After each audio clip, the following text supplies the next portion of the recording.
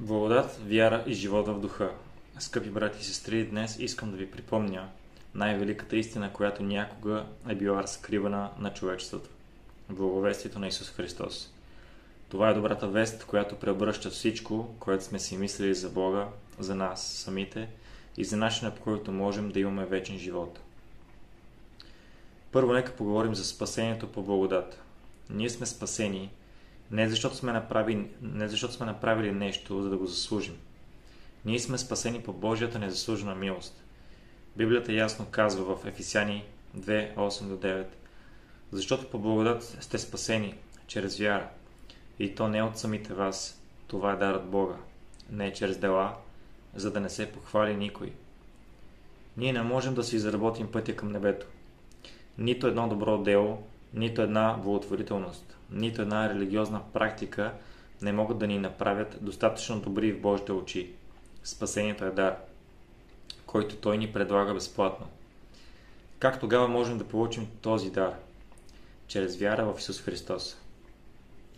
Римляни 10.9 ни учи: защото ако изповядаш с устата си, че Исус е Господ, и повярваш в сърцето си, че Бог го е възкресил от мъртвите, ще се спасиш.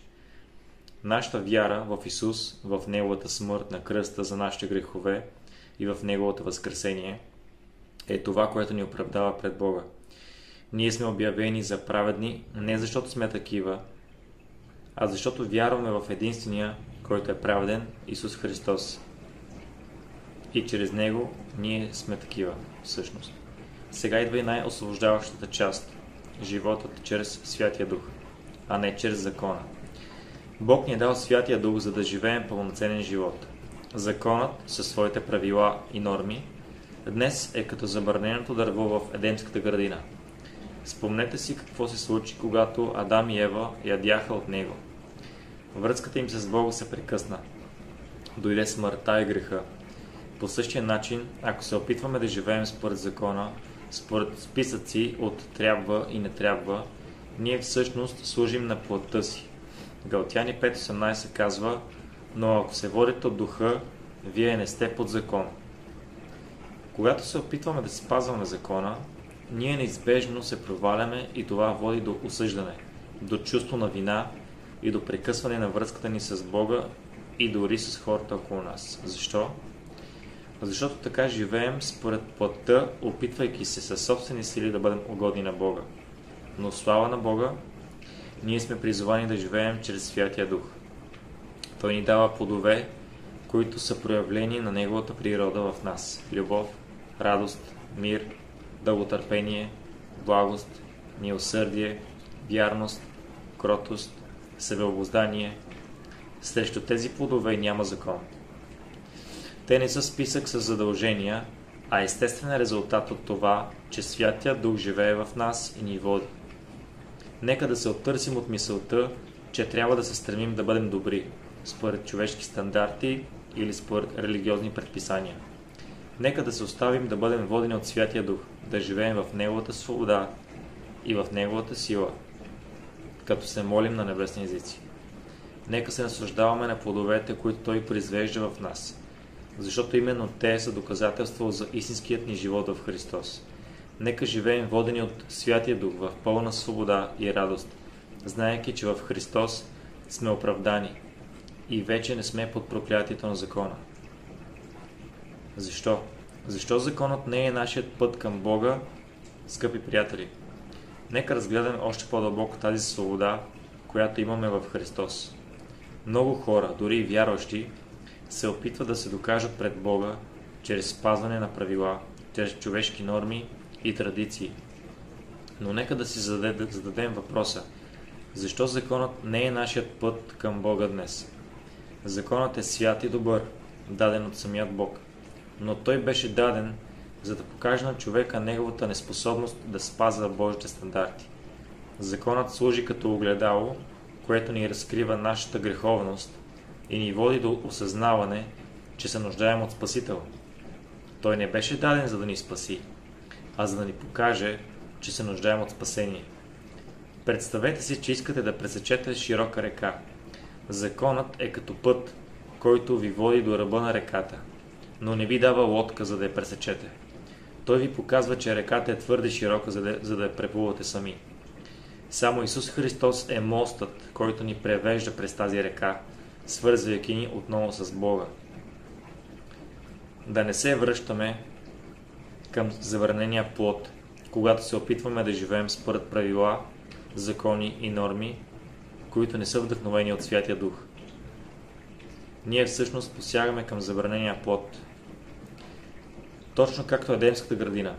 Това действие, макар и да изглежда като стремеж към добро, всъщност убива нашата връзка с Бога и с хората. Убива връзката с Бога, когато се опитваме да спечелим Божието одобрение чрез собствени усилия. Ние отричаме смисъла на жертвата на Христос. Ние казваме, не е достатъчно това, което Исус направи. Аз трябва да добавя нещо към това. Това е гордост и себеправедност, които ни отдалечават от Неговата благодат. Убива връзката с хората. Когато живеем под закона, ние ставаме съдници и започваме да гледаме на другите през призмата на нашите правила и норми, а не през призмата на Божията любов и милост. Това води до осъждане, разделение и липса на истинска връзка. Служим на плотта, а не на духа. Животът под закона е живот, воден от плотта, от нашите собствени желания, способности и усилия да бъдем добри.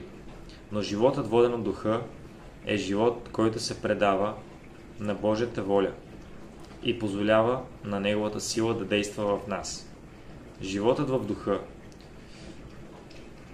свобода и истина, вместо да се фокусираме върху това, което не трябва да правим, нека се фокусираме върху това, което Святия Дух произвежда в нас. Той ни дава свобода, но не свобода да грешим, а свобода от греха и от осъждението. Той ни дава сила да живеем свят живот, не по задължение, а от любов и благодарност към Бога. Когато живеем чрез Святия Дух, ние не се страхуваме от провал, защото знаем, че нашата праведност е в Христос. Ние не се опитваме да впечатлим Бога, защото знаем, че вече сме приети чрез Неговия Син. Ние просто позволяваме на Неговата любов да тече през нас, трансформирайки ни отвътре навън. Нека помним, че истинският християнски живот не е списък с правила, които трябва да спазваме, а взаимоотношение с Бога, който ни е дал Святия Дух, за да ни води. Живейте в тази свобода, водени от Неговите плодове, и ще откриете истински живот и мир. Свободата в Христос, нашият истински дом. Свободата, която имаме в Христос, това не е просто доктрина, а реалност, която променя всеки аспект от живота ни. Мнозина от нас са живели или все още живеят с усещането, че трябва да се заслужи Божията любов или одобрение. Може да сме израснали с представи за Бог като строг съдия, който бори всяка наша грешка, или като някой, който е доволен от нас, само ако спазваме определени правила. Това е тежест, която законът може да наложи, ако не разбираме неговата цел. Но ето великата новина. Ние сме освободени от тази тежест. Не законът, а връзката. Бог никога не е искал да живеем като роботи, спазващи правила. Той иска връзка с нас. Връзка основана на любов, а не на страх. Връзка основана на благодат, а не на заслуги. Помислете за малко дете. Когато то се учи да ходи, родителите му не очакват да го направи перфектно от първия път. Те го подкрепят, окуражават и му прощават, когато падне. Защо? Защото обичат детето си безусловно.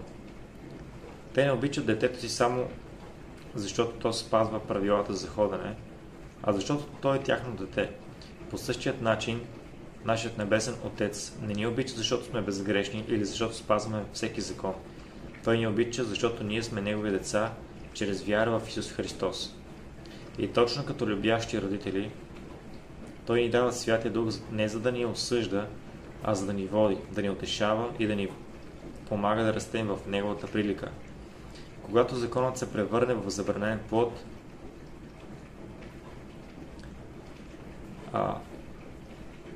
тогава, когато се опитваме да го използваме като средство за спасение или за освещение, като начин да станем по-праведни в Божите очи, в момента, в който се обърнем към спазването на правила, за да спечелим Божието благоволение, ние всъщност отричаме жертвата на Христос на кръста. Казваме, Твоята жертва не е достатъчна, Исусе, аз трябва да добавя нещо към нея. Това е опасна територия, защото води до осъждане. Постоянно чувство за вина и неадекватност, защото никой не може перфектно да спазва закона.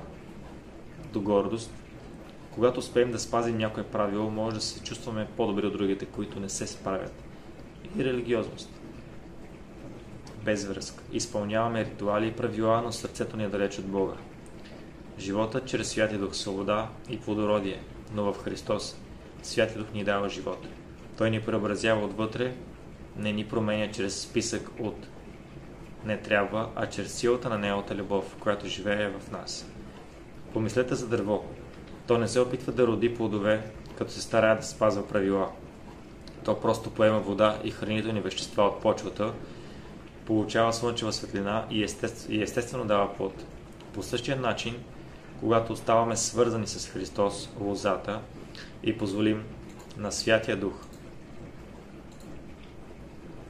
да действа в нас, ние естествено ще проявяваме Неговите плодове: любов, радост, мир, дълготърпение, благост, милосърдие, вярност, кротост, себеобладание. Това е живот на изобилие, а не на ограничения. Живот на свобода, а не на робство. Живот на радост, а не на тежест.